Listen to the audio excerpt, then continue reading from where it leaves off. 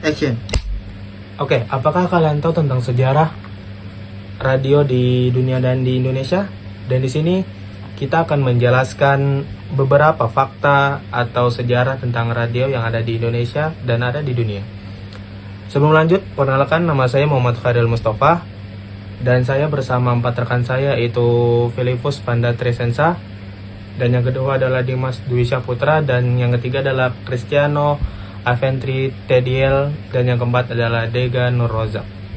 Awal mulanya yaitu pada abad ke-19, Guglielmo Marconi, orang penemu berasal dari Italia, dianggap sebagai penemu radio pada tahun 1895 setelah berhasil mengirimkan sinyal nirkabel pertama sejauh 1,5 km.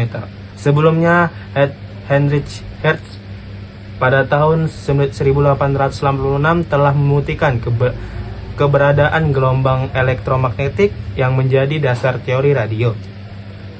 Tahun 1901 Marconi berhasil mengirimkan sinyal radio melintasi Samudra Atlantik. Awal mulanya radio digunakan untuk komunikasi kapal dan militer, misalnya saat Perang Dunia I dan kedua sekitar 1920 mulai digunakan untuk penyiaran publik.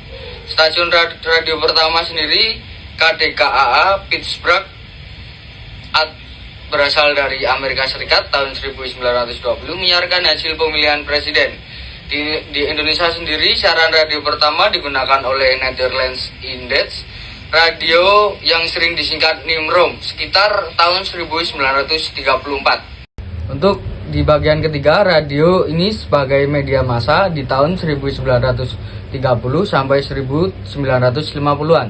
Radio menjadi sumber utama informasi dan hiburan atau berita, drama, radio, musik, dan pidato politik. Pada masa Perang Dunia II, radio digunakan untuk propaganda dan menyampaikan berita perang. Setelah perang, radio berkembang pesat di seluruh dunia, termasuknya Indonesia, melalui Radio Republik Indonesia atau sering disingkat RRI, yang berada pada tahun dan bulan dan tanggal 11 September tahun 1945. Menjelaskan keempat dari radio, yaitu ada era transistor dan komersialisasi pada tahun 1950 sampai 1970-an. Penemuan transistor pada tahun 1947 membuat radio menjadi lebih kecil, murah, serta portable. Terus muncul radio juga, yaitu radio mobil dan radio pribadi. Radio menjadi sarana populer untuk musik pop, berita, iklan, komersial. Jadi saya akan menjelaskan radio FM dan teknologi digital pada tahun 1980 dan 2000-an. Radio FM Frequency Modulation menawarkan suara lebih jernih daripada AM.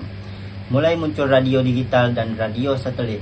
Internet mulai mengubah cara orang mendengarkan radio dengan munculnya radio streaming online. Radio kini tersedia melalui streaming, internet, podcast, dan aplikasi seluler.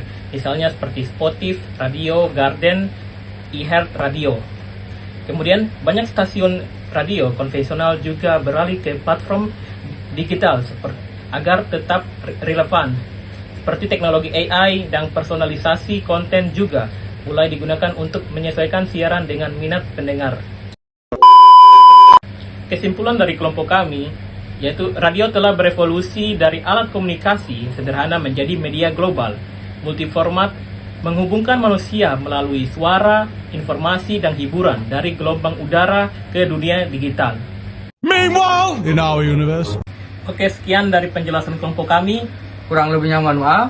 Terima kasih.